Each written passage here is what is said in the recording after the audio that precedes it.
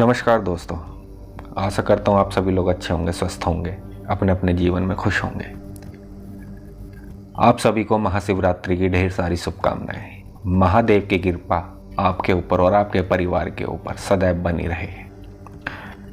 दोस्तों, आज जो मैं आप लोगों को बात बताने जा रहा हूँ, ये बात जो है दोस्तों कम से कम 18-19 साल पुरानी बात है, जो मैं आज आपको बात बताने जा रहा हूँ। और ये जो मैं आपको आज बात बता रहा हूँ, ये माँ शमशान काली के बारे में है कि शमशान काली जब चलती है तो वो कभी किसी के लिए नहीं रुकती है। माँ को रोकने के लिए बहुत कुछ दांव पर लगाना पड़ता है, यहाँ तक कि आपको अपने प्राण भी दांव पर लगाने पड़ सकते हैं। और ऐसा ही इस केस में हुआ था कि मैंने वहाँ अपने प्राण दांव पर लगा दिए थे। दोस्तों, ये मैं आपको बिल्कुल सच्ची कहानी बता रहा हूँ, घटना बता रहा हूँ, क्योंकि उस लड़के के प्राण मैंने कैसे बचाए हैं और किस तरीके से बचाए हैं, माँ शमशान काली का क्रोध कैसे मैंने शांत करा है, और माँ ने मेरी बात को कैसे रखा है, और माँ ने मेरी बात को, मेरी इज्जत को, मेरे गुरु के मान सम्मान को कैसे रखा है, मैं ये भी आज आप लोगों को बताऊंगा। ये मैं इसलिए आप लोगों के साथ शेयर कर रहा हूँ ये बातें, जिससे कि आप लोग किसी के भी बहकावे में ना आए और ऐसी गलती ना करें। शमशान काली को, माँ काली को आप इतने हल्के में ना लें, क्योंकि शमशान काली जब चलती है तो दोस्तों वो कभी भी खाली नहीं लौटती है, वो कुछ ना कुछ अहित जरूर करती है। क्योंकि कुछ लोग उन्हें गलत चलाते हैं, जबकि ऐसा नहीं करना चाहिए। मैं ये भी आज आपको बता दूं कि इस खेल में जो शुरुआत होती है, इसकी शुरुआत होती भी शमशान से है और इसका अंत भी शमशान में होता है। यानी कि ये पूजा पाठ की जो विधि होती है, या आप लोग सीखना चाहते हैं तो इसकी शुरुआत भी शमशान से होगी और इसका अंत भी जब आपके प्राण निकलेंगे, यानी कि जब आप इस दुनिया को छोड़ जाओगे, इस मृत्युलोक को छोड़कर जाओगे, तब भी आपका अंत वहीं जाकर होगा।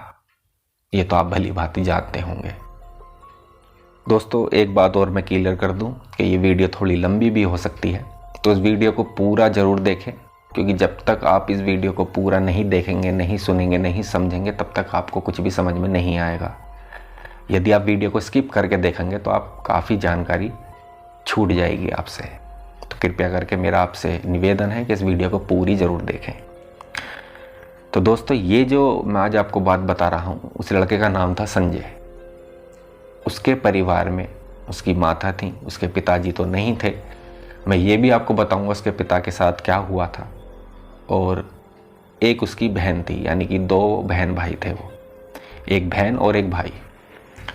तो संजय के साथ जो शमशान काली जो है, संजय के साथ कैसे लगी, ये माँ शमशान काली संजय को विरासत में मिली है। अब ये भी मैं आपको बता दूं कैसे मिली है। ये शमशान काली की क्रिया किसी ने संजय के पिताजी पर करी थी, और वो इस तरीके से करी थी कि संजय के पिता के प्राण जा चुके थे। ये खास होली वाले दिन करी गई थी, क्योंकि कोई भी मारण क्रिया होती है या तो होली पर होती है या दिवाली पर होती है। ये 2 दिन ऐसे चुने जाते हैं मारण क्रिया के लिए जिसमें कि ये पूर्ण रूप से शक्ति जागृत रहती है।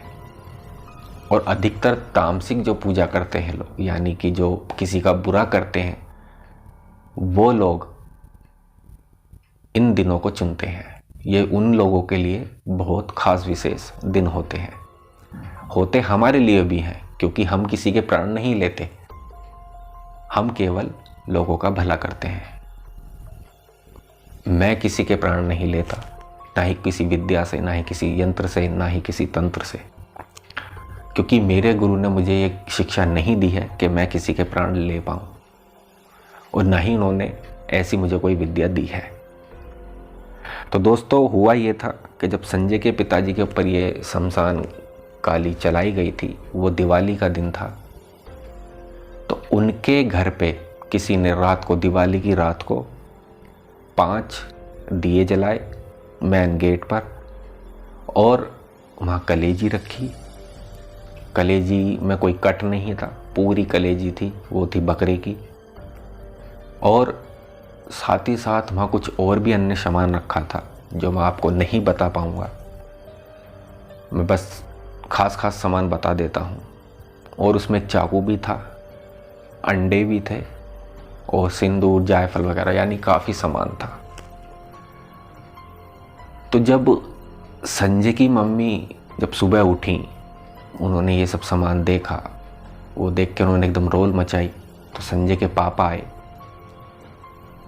संजय के पापा से गलती हो गई, संजय के पापा ने ये गलती कर दी, संजय के पापा ने उस सामान को हाथ से उठाकर कूड़े पर फेंक दिया, यानी कि जहां बहुत सारा कूड़ा होता है वहां ले जाकर फेंक दिया, यानी कि उन्होंने उस सामान को स्पर्श कर लिया। और तभी से ही उनके साथ ये समस्या होनी उत्पन्न हो गई। उनके ऊपर सबसे पहले तो ये हुआ कि एक तरीके से उनके शरीर में सुई सी चुभने लगी और धीरे धीरे करके उनकी तबीयत खराब रहने लगी। तबीयत खराब होने की शुरुआत हुई थी उनके बुखार से। उन्हें पहले बुखार चढ़ा तो उन्होंने सोचा शायद मौसम की वजह से ही बुखार ऐसा हो गया है। उन्होंने दवाई वगैरह ली, वो ठीक हो गया, 2-3 दिन ठीक रहे। फिर उसके बाद फिर उनके साथ ये समस्या होने लगी। तो अब उन्हें पता कैसे चला कि हमारे साथ ये क्या हो रहा है। संजय के जो नाना थे वो थोड़ा बहुत जानते थे पूजा पाठ के बारे में, क्योंकि उनका जो मित्र था वो ये चीज़ें जानता था भली भांति। तो उन्होंने संजय के जो नाना थे उनको थोड़ा बहुत ज्ञान था, क्योंकि उनके मित्र जो थे, संजय के नाना के जो मित्र थे, वो इन कामों को करते थे, झाड़ फूक और लोगों को देखना, उनके बारे में बताना, जैसे कि हम करते हैं। तो इस तरीके से उनको थोड़ी बहुत जानकारी थी। तो जब वो संजय के घर आए थे, संजय के नाना, तो वो देखना आए थे संजय के पापा को कि उनकी तबीयत अब कैसी है। लेकिन वो देखते ही भाप गए, क्योंकि जैसे ही उन्होंने घर में कदम रखा तो उन्हें हल्का सा झटका लगा बाहर की तरफ, जैसे कि घर में मत आओ, बाहर रहो। लेकिन वो फिर भी अंदर चले गए, जाकर वहाँ बैठे।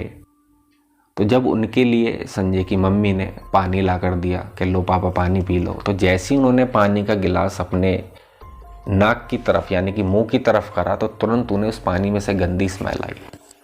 तो उन्होंने उस पानी को देखा और देखकर कहा कि बेटी ये पानी तुम कहाँ से लाई हो? तो उन्होंने कहा पापा फ्रिज में से, बोतल में से लाई हूँ। कि बेटा दूसरा पानी लेकर आओ, इसमें बदबू सी आ रही है। तो उन्होंने सोचा कि शायद पानी ज़्यादा दिन का हो गया हो, बच्चों ने ध्यान ना दिया हो तो इस वजह से ख़राब हो गया होगा। लेकिन दोस्तों जब दोबारा उन्होंने मोटर चलाकर पानी भरकर, गिलास ताज़ा पानी भरकर ला कर दिया, तब भी यही समस्या रही। तो संजय के नाना को पूर्ण रूप से विश्वास हो गया कि हाँ कुछ ना कुछ गड़बड़ है। तो उन्होंने तभी अपने मित्र को फ़ोन मिलाया और उन्होंने ऐसे ऐसे ये बातें सारी बताई। तो जो संजय के नाना के जो मित्र थे उन्होंने कहा कि आप अपने दामाद के कपड़े लेकर आइए, यानी कि कोई बलियान या शर्ट वगैरह कुछ लेकर आइए और थोड़ी सी वहाँ से उस घर की मिट्टी लेकर आइए। तो अगले दिन लेकर पहुँचे, उन्होंने देखा तो उन्होंने साफ, जब उन्होंने निगाह लगाई तो उन्हें साफ दिखाई दी मरकट वाली खड़ी है, अपने क्रोध के रूप में, विराट रूप में खड़ी है उनके सामने। बस उन्होंने माँ ने उनसे बस यही बात कही, मैं इसे लेकर जाऊंगी क्योंकि मुझे इसी कार्य के लिए जगाया गया है और मुझे भेजा गया है। जी हाँ दोस्तों, आपने सही सुना। शमशान काली ये नहीं कि हर वक्त बैठी रहती है, उन्हें उनका आवाहन करना पड़ता है, उनको जगाना पड़ता है। तो उनकी जो शक्तियाँ होती हैं वो जागृत होती हैं, तब वो चलती हैं। परंतु वहाँ नाम माँ शमशान काली का ही आता है।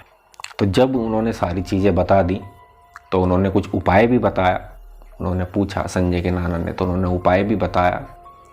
और उपाय करने के बाद जब संजय की मम्मी ने वो उपाय करवाए तो थोड़ा बहुत उन्हें आराम लगा। एक तरीके से पूर्ण रूप से वो ठीक हो गए थे, आप ये कह सकते हैं। परंतु उसके कुछ समय बाद फिर उनकी वही कंडीशन होना आरंभ हो गई, क्योंकि मारन क्रिया जो है दोस्तों वो इतनी जल्दी नहीं हटती है। जबकि वो शमशान काली स्वयं चल रही थी। लेकिन दोस्तों उसी बीच में एक दुर्घटना हो गई। दुर्घटना ये हो गई कि संजय के नाना के जो मित्र थे उनका एक्सीडेंट हो गया और वो उसी एक्सीडेंट में चल बसे दोस्तों। तो उसके बाद रास्ता माँ का बिल्कुल क्लियर हो गया, क्योंकि अब उन्हें ये लग रहा था कि कोई ना रोकने वाला नहीं है। तो दोस्तों मैं बात आता हूँ सीधा पॉइंट पर कि संजय के पापा का क्या हुआ। संजय के पापा का ये हुआ दोस्तों कि संजय के पापा होली वाले दिन उनके प्राण शरीर से निकल गए। होली वाले दिन उनका देहांत हो गया। फिर उसके बाद फिर जैसे 1 साल गया, 2 साल गया, इस तरीके से समय बीत गया। तो उन्होंने सोचा, संजय की मम्मी ने, कि चलो अब जो होना था वो हो गया, क्योंकि वो अकेली महिला थी घर में और उनके बच्चे भी अभी ज़्यादा बड़े नहीं थे, स्कूल जा रहे थे पर इतने बड़े नहीं थे कि कहीं जॉब वगैरह कर पाए। संजय की मम्मी ने सब कुछ संभाला। उन्होंने बेचारी ने जिगे जिगे घर घर जाकर काम करा, जहाँ जिसने जैसा काम बताया वैसा काम पर लग गई वो, और उन्होंने बच्चों को अपने पाल पोस कर बड़ा कर लिया। क्योंकि संजय से जब मेरी मुलाकात हुई थी, संजय की उम्र उस टाइम पे 22 साल की थी।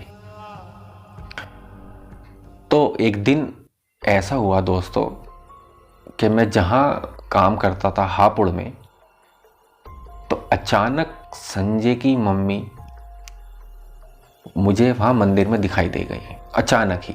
जबकि मैं उन्हें दूर दूर तक नहीं जानता था, ना ही उनसे मेरा कोई कनेक्शन था, ना ही उनसे कोई मेरा रिलेटिव का रिश्ता था। क्योंकि हापुड़ में, चाहे तो आप सर्च कर कर भी देख सकते हैं गूगल पर, हापुड़ में चंडी मंदिर है।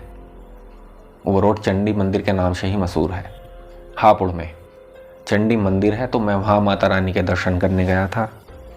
तो जब मैं दर्शन करके माता के मैं बाहर आया, तो संजय की मम्मी वहाँ बाहर सीढ़ियों पर बैठी हुई रो रही थी।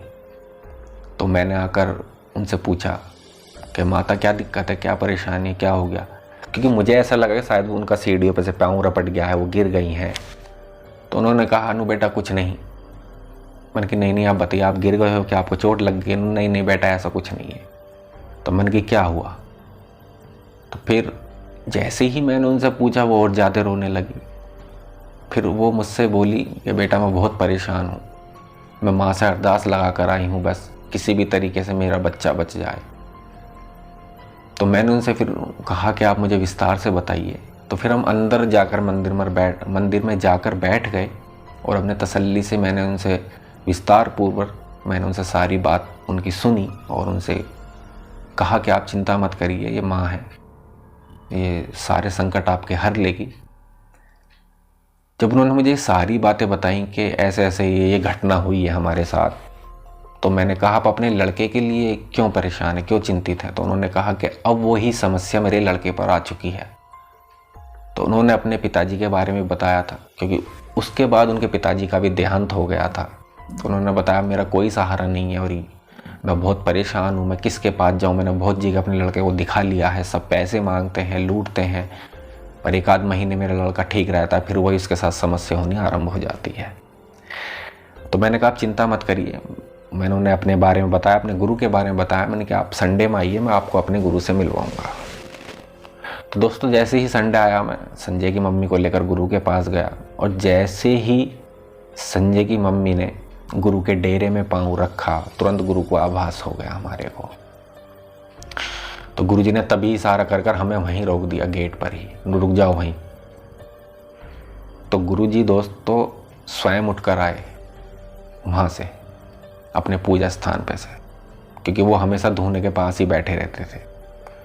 वहाँ से उठकर आए, उन्होंने कुछ मंत्र पढ़े और मंत्र पढ़कर तब हमसे कहा कि अब आप दोनों अब अंदर आओ। फिर हम अंदर गए दोस्तों। मैंने गुरुजी को सारी बातें बताई विस्तार पूर्व। मैंने गुरुजी ऐसे ऐसे बात है, इनके साथ ये समस्या। तो गुरुजी कहे मुझे कुछ मत बता दो, मुझे सब पता है। मुझे साफ दिखाई दे रही है कि मरगट वाली बाहर खड़ी है, क्योंकि मैंने उसे रोक दिया है। क्योंकि दोस्तों रोक गुरुजी ने इसलिए दिया था क्योंकि गुरु की अनुमति के बिना कोई भी शक्ति वहाँ प्रवेश नहीं कर सकती थी, चाहे कोई शक्ति हो या कोई नेगेटिविटी हो या कोई बुरी शक्ति हो, कोई भी शक्ति गुरु की अनुमति के बिना प्रवेश नहीं कर सकती। क्योंकि वहाँ जो पहरा रहता था, वहाँ पहरा गुरु के धाम पर पहरा रहता था गुरु गोरखनाथ जी का, उनका ही धूना लगता था। जब गुरुजी ने मुझसे कहा कि अब आप चिंता मत करो बेटा, इससे कहो लड़की से, बेटी तो चिंता मत कर और हम देखते हैं हमसे क्या हो सकता है। तो मैंने उन्हें उनके घर भेज दिया। फिर मैंने गुरुजी से पूछा विस्तार से, मैंने गुरुजी क्या ये इनका लड़का बच सकता है, ठीक हो सकता है? क्योंकि दोस्तों उनका जो लड़का था 1.5 साल से खाट पर पड़ा था, पढ़ाई छूट रही थी, शरीर से बेकार हो चुका था और हर हफ्ते में एक बार उसके मुंह से खून जाता ही जाता था। और दोस्तों वो दिन होता था शुक्रवार का। उसके बाद जब गुरुजी ने मुझसे कहा कि हम प्रयास करेंगे, माँ से अरदास लगाएंगे, बाकी देखते हैं माता की कैसी इच्छा, तो उसी रात दोस्तों हमारे गुरुजी ने एक पूजा का आरंभ करा और हमने पूजा करी। वहाँ उस पूजा में मैं भी शामिल था, परंतु हमने संजय के परिवार को नहीं बुलाया था। बस गुरुजी थे और हम गुरु के 11 शिष्य थे। तो जब हमने पूजा आरंभ करी, जब पूजा हमारी आधे में पहुंच गई, यानी बीच में जब हमारी पूजा पहुंच गई, तभी गुरुजी को आभास हुआ कि माँ आ रही है, माँ शमशान काली आ रही है। तो जैसे ही गुरु को आभास हुआ, उसके कुछ ही सेकंड बाद तुरंत माँ वहाँ आ गई और माँ ने स्पष्ट शब्दों में कहा कि मुझे क्यों बुलाया है तूने, क्या चाहता है तू मुझसे? फिर गुरुजी ने उनसे बात करी। गुरुजी ने कहा कि माता ऐसे ऐसे बात है, वो बच्चा है, वो बालक है, उसने आपका क्या बिगाड़ा है? तो दोस्तों माँ ने सिर्फ एक ही जवाब दिया। माँ ने ये कहा मैं मजबूर हूँ, क्योंकि तुमने आवाहन मेरा जो करा है वो किसी नेक कार्य के लिए करा है, परंतु किसी और ने जो मेरा आवाहन करा है वो मारण क्रिया के लिए करा है। तो दोस्तों मैं यहाँ आपको बता दूँ, शमशान काली को कभी हल्के में ना ले, कोई भी ऐसी क्रिया विधि ना करें इनकी, वरना वो आप पर भी उल्टी पड़ सकती है। तो जो भी क्रिया करें शमशान की, मैं ख़ास तौर से कहूँगा शमशान की जो भी क्रिया करें गुरु के सानिध्य में रहकर करें, बिना गुरु की अनुमति के शमशान में भी ना जाएं। अगर गुरु की अनुमति नहीं है या गुरु नहीं है आपका, तो इस चीज़ का दोस्तों विशेष रूप से ध्यान रखें। तो जब माँ ने ये सारी बातें करी, माँ ने बहुत सारी बातें कही थी दोस्तों, पर मैं आपको कुछ ही बातें बता पाऊँगा क्योंकि कुछ बातें मैं नहीं बता सकता आपको। तो गुरुजी ने सिर्फ एक ही बात रखी वहाँ कि माँ मुझे बस आप इतना बता दो कि आप उस बच्चे को छोड़ने का, यानी उस बच्चे को बकसने का क्या लोगी, उसके प्राण छोड़ने का क्या लोगी? तो माँ ने जो दोस्तों वहाँ शब्द कहे आप यकीन भी नहीं कर पाओगे। माँ ने सीधा सीधा शब्दों में कहा कि मुझे जान के बदले जान चाहिए, और वो भी इंसान की। गुरुजी से जैसे ही उन्होंने ये बात कही तो गुरुजी ने माता से कहा कि माता आप मुझे 1 दिन की मोहलत दे, मैं आपको सोचकर मैं आपको बताता हूँ। माता ने कहा कि समय नहीं है मेरे पास ज़्यादा, तो जो भी करो, जो भी कार्य करो सोच समझ के करना, सूझबूझ के साथ करना, क्योंकि मैं विवश हूँ। बस इतनी बात हुई और माता पुनः अपने स्थान पर चली गई। उसके बाद दोस्तों गुरुजी ने मेरी तरफ देखा और गुरुजी ने कहा कि अब क्या करा जाए। तो मैंने कहा गुरुजी अब इसमें हम क्या कर सकते हैं, मैं क्या बता सकता हूँ, क्योंकि मैं इतना नहीं जानता था उनके बारे में। तो गुरु ने कहा कि ये जो लड़ाई चलेगी आर पार की चलेगी, किसी न किसी को तो अपने प्राण दांव पर रखने होंगे। जब गुरु ने मुझसे जब ये बातें कही तो दोस्तों ये बातें मेरे एकदम दिमाग और दिल में दोनों जगह बैठ गई, दोनों जगह घर कर गई। वो इस तरीके से क्योंकि गुरु की वाणी, जो गुरु कहता है आपसे, उनके प्रश्नों में ही उनका उत्तर छुपा होता है। बस आपको पहचानने की ज़रूरत है, क्योंकि गुरु कभी भी कोई भी पूरी बात नहीं बताता है किसी को भी, ना ही कभी किसी को पूरा ज्ञान देता है। आपको उसी में से ही, गुरु के प्रश्न में से ही अपना उत्तर ढूंढना होगा, क्योंकि आधा उत्तर गुरु की बातों में ही होता है। अब मैं आपको यहाँ क्लियर कर देता हूँ। गुरु ने कहा था कि किसी को अपने प्राण दांव पर लगाने होंगे। गुरु ने ये नहीं कहा कि आपको अपने प्राण देने होंगे। उन्होंने कहा दांव पर लगाने होंगे, जैसे कि एक तरीके से गिरवी रखना। ठीक है दोस्तों, आप समझने वाले, आप समझदार लोग हो, आप समझ गए होंगे मैं क्या कहना चाह रहा हूँ।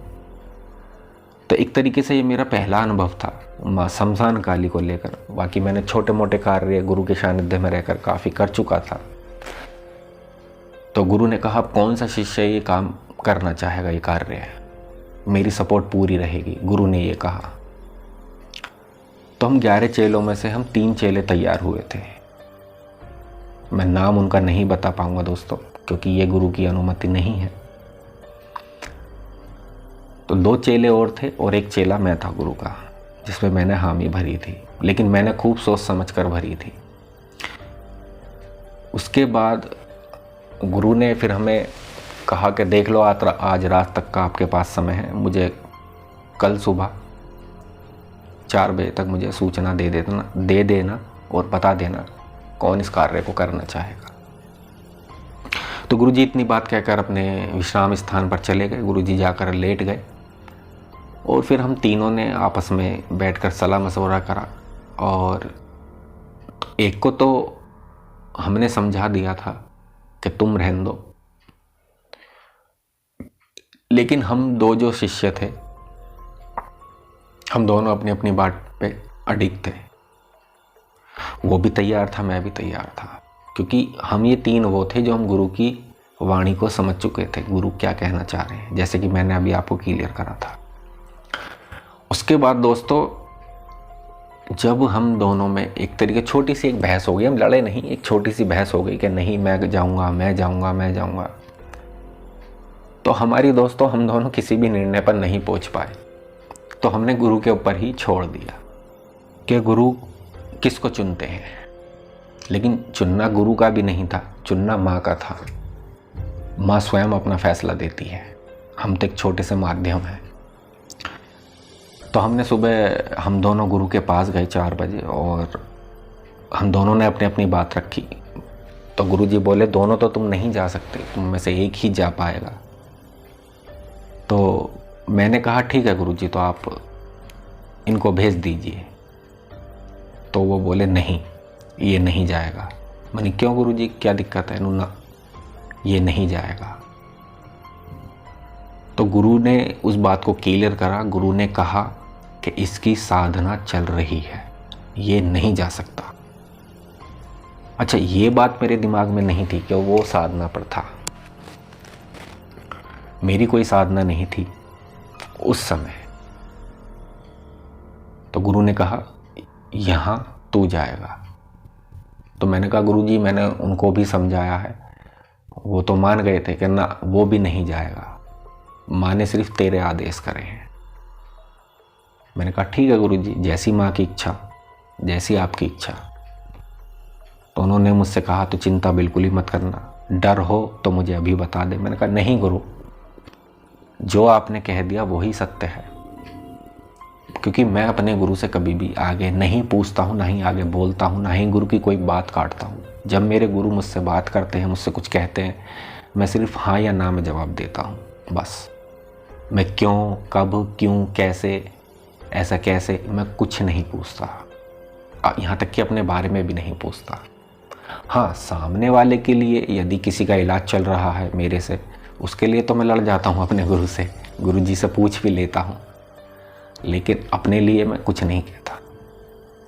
तो उसके बाद फिर दोस्तों जब दिन आया, वो हम पूजा पे मैं गया।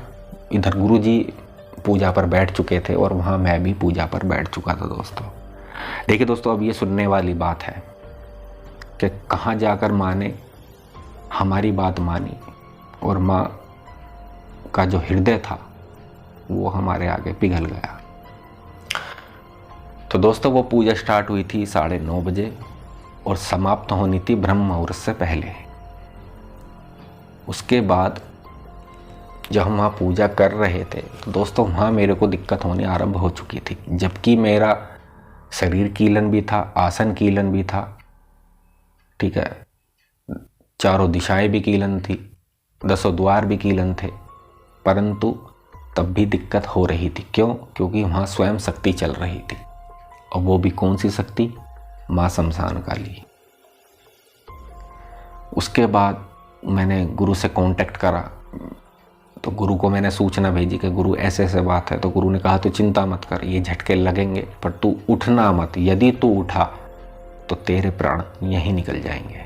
मैंने कहा नहीं नहीं गुरुजी, मुझे अपने प्राण की चिंता नहीं है, मुझे बस चिंता इस बात की खाई जा रही है कि इस बच्चे का कोई अहित ना हो जाए। न उस बात से तू बेफिक्र रह, जब तक मैं हूँ तेरे और इस लड़के के दोनों के प्राण नहीं जाने दूंगा, बस तू अपनी तरफ से कोई गलती मत करना।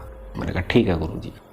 मैं अपना मंत्र जाप में लगा रहा, और दोस्तों सामने हवन कुंड चल रहा था, आहुति उसमें बराबर चल रही थी, क्योंकि मैं सिर्फ मंत्र पढ़ रहा था और संजय की मम्मी और संजय वहाँ आहुति दे रहे थे। संजय की बहन को हमने उसकी नानी नाना के यहाँ भेज दिया था। उसके नाना तो नहीं थे पर नानी तो थी, मामा भी थे, माई भी थी, उनके यहाँ हमने उन्हें भेज दिया था। मैंने पहले ही उन्हें आगाह कर दिया था कि आप अपने लड़के को यहाँ नहीं रखेंगे। उसके बाद दोस्तों जब चल रही थी तो जब भी संजय को वहाँ खून की उल्टी हुई, संजय को वहाँ 11 दफ़ा दोस्तों खून की उल्टी हुई। ये नहीं कि भर भर के, यानी कि जब भी एक तरीके जैसे खांसते हैं इस तरीके से उसमें ब्लड गया। तो कोई बात नहीं, मेरी यार गुरु की सूचना बराबर, हम एक दूसरे के टच में थे, सूचना के द्वारे, दृष्टि के द्वारे हम दोनों एक दूसरे के टच में थे, गुरुजी भी और मैं भी।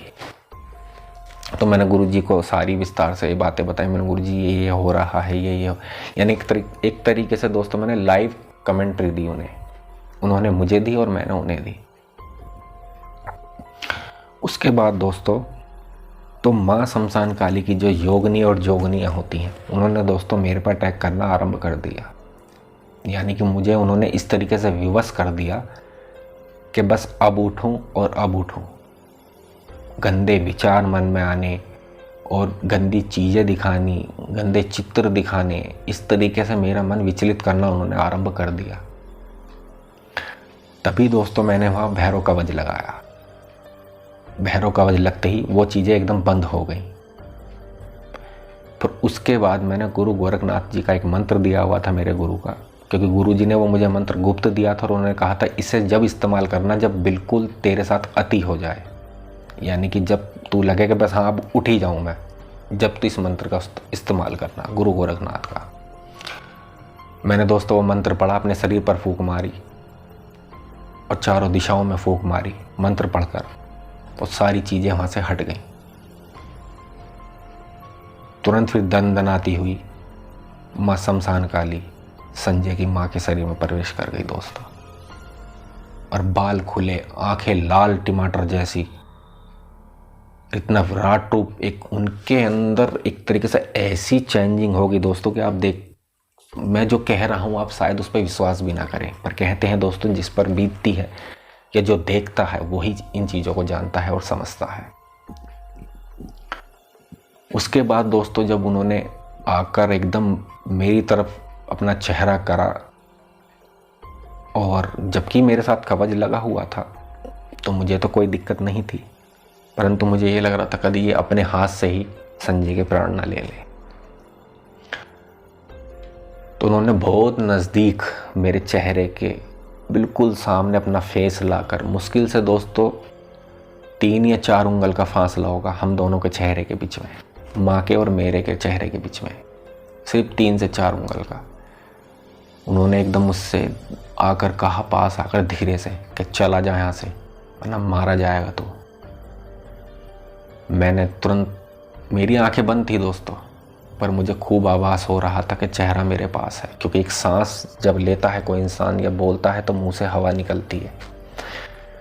तो मुझे वो साफ स्पष्ट मुझे स्पर्श कर रही थी मेरे चेहरे को हवा, जो माँ के, संजय की मम्मी के मुख से जो निकल रही थी माँ के बोल से। तो मैंने कहा हाथ जोड़कर, तभी मैंने कि माँ जैसा आपको ठीक लगे। पर मैं भी अपने गुरु का पक्का शिष्य हूँ और तन और मन से मैंने अपने गुरु को गुरु माना है। यदि मेरी भक्ति में कोई खोट होगा, कोई पाप होगा तो आप मेरे प्राणों भी ले जाइए। भाई इतना सुनते ही माँ एकदम पीछे हट गई और इस स्थान पर बैठ गई। दोस्तों इससे आगे की बात मैं आपको अगली वीडियो में बताऊंगा, क्योंकि ये वीडियो काफ़ी लंबी हो जाएगी। दोस्तों यदि आपको ये वीडियो अच्छी लगी हो तो कमेंट करके ज़रूर बताएं। दोस्तों यदि आप मेरे चैनल पर नए हैं तो मेरे चैनल को सब्सक्राइब कर लें, बेल आइकन दबाना ना भूलें। इस वीडियो को दोस्तों ज़्यादा से ज़्यादा शेयर करें अपने दोस्तों में, और ये वीडियो आपको कैसी लगी कमेंट करके ज़रूर बताएं। कमेंट में हर हर महादेव ज़रूर लिखें। दोस्तों यदि आपने मेरी पिछली वीडियो नहीं देखी है दोस्तों तो डिस्क्रिप्शन में उन वीडियो को मैं लिंक डाल दूंगा, आप वहाँ जाकर चेक कर सकते हैं, देख सकते हैं। तो दोस्तों लेता हूँ मैं आप सबसे इजाज़त। आप सबका धन्यवाद। हर हर महादेव, घर घर महादेव। जय भद्रकाली, जय श्री बालाजी महाराज।